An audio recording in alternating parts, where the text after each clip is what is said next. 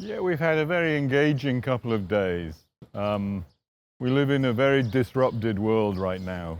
Climate shocks, debt problems, geopolitical tensions. But we've been here before. The world in the 1970s had some similar problems. Developing countries are always getting the short end of the stick when we see a global economy that is unbalanced and unfair.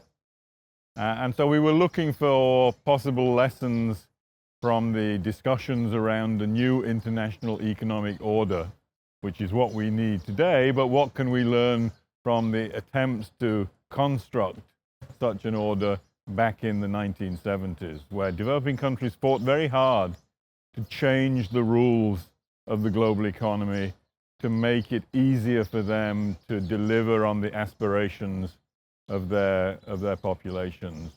And there are some important lessons that I think came out from there. The need for solidarity amongst developing countries. They can't do this alone. They need to act together to make the big changes in finance, in trade, with respect to technology that they need.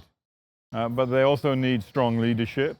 That's an important ingredient that I think came out from the discussions, and they need a good narrative that they can all get behind, where they recognize their common problems, because developing countries are very different entities today compared with the 1970s, but they have shared problems.